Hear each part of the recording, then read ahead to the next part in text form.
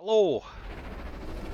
Finally, the Vagrant for you. I think we all know it's the new top of the class in the off-roads. Just here's a demonstration of what it can do against other cars in the same class. This was during a fast event during the winter period, as you can see by the snow. We wanted to get as many people as we could in the Vagrant, so as you can see that's me swapping out my cars with other people. I would say about half of us took Vagrants and half of us took mainly the other car takes the Camacho. The Even though the Vagrant's about 4 miles an hour faster than any other car in the class, which makes a difference in this. This race is a cut down version of Bruffy's G-Fred using the same track. I've added extra checkpoints in it. I've added extra checkpoints, then extra checkpoints, then even more extra checkpoints, and still people get lost. But it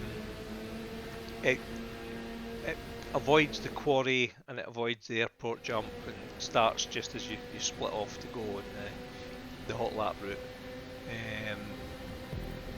The Vagrant is nice, it's fast, but as you can see there, it's very bouncy and it's hard to get back under control because it's rear wheel drive, which is pretty unusual for an off-road car.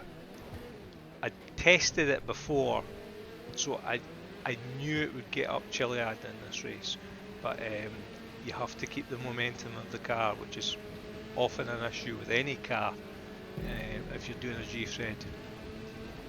Because you lose momentum going up Chiliad, you're going to struggle to get it back.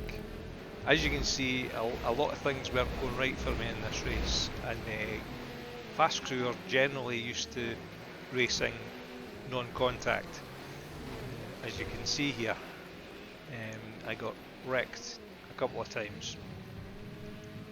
I was trying to get this car onto the tracks to get the speed boost, but unfortunately it wouldn't work for me. Just watch here what happens. I was not a happy bunny. Several swear words were uttered. Just how unlucky is this? Watch this. Yeah, thank you very much for that. Again, to make this track slightly more new player friendly, I've put a couple of ramps in here. It's got a more played version, which is where we usually use bikes on this, and I've thrown a few ramps in, but I don't know, folks seem to enjoy it. As you can see, I've got the momentum going up Chile. I got lucky, just missed him there, but kept the momentum going up. I'll call it the Serennial route because that's where I first saw her use this route when she was hot lapping, when she originally broke 17 minutes on G-Fred. But kept the momentum up. As you can see, Camacho was just eating up this.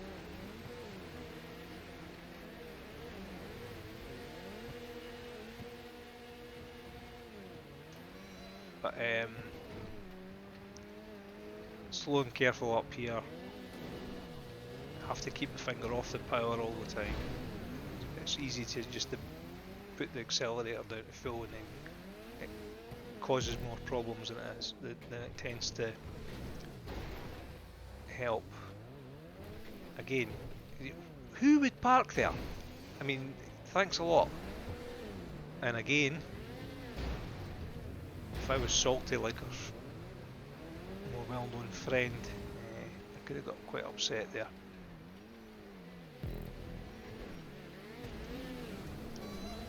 Now, unfortunate accident there for Yahoo. Do this first bit okay.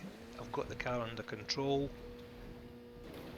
Again, what happened was, as you'll see in a moment, the minute it goes in the air, I lost control, and with a lovely little spin about, then into the valley, and then some, just trying to stop it from going on its back. Finally get control and off we go again. Once I got back on the tracks, it was pretty uneventful. There was no trains. I didn't see a single player on the way back until I got to the off the rails through, and then started to go back up the hills towards the observatory. So pretty straightforward here. Only second place now, doing quite well. Aaron in front of me. Aaron, one of the ninja drivers of fast. Count myself in the middle group. I've got a lot more experience in G-Freds, mainly because I'm a Bruffy fanboy, you know me.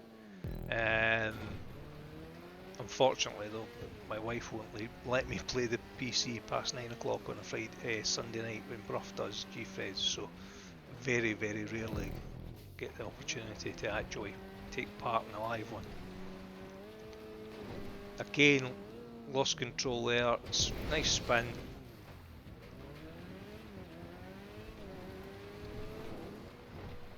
Looking at the map, I mean, again, made a complete muck at that.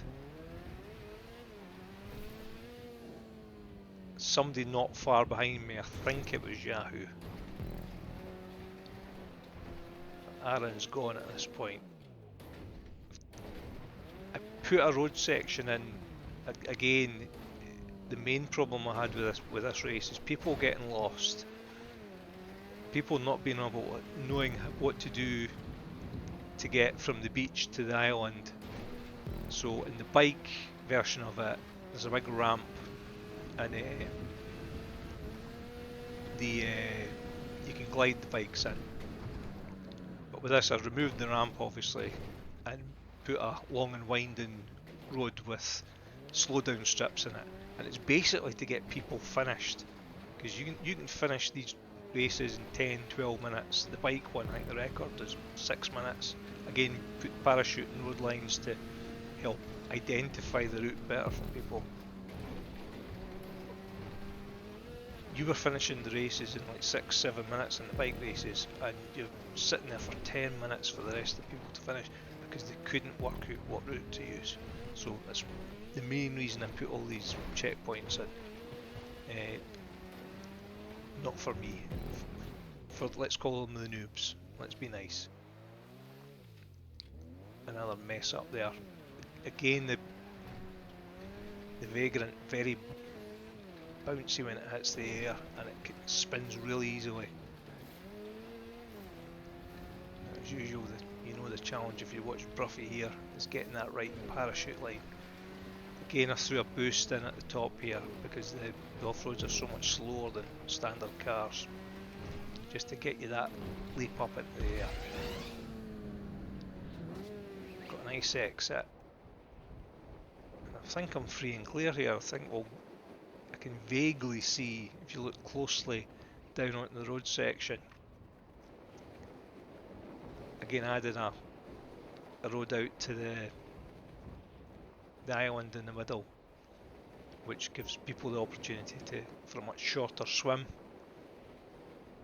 You can see Aaron coming down the road there. I think he's hit the second or third speed bump there. And I look down here next time I go down, and there's Yahoo, who is obviously going the hot lap route. But as can happen with that, the chute opens far too close to the ground. You can see how much closer to the ground he is, and he's going to struggle to get to the island. So Aaron's in first.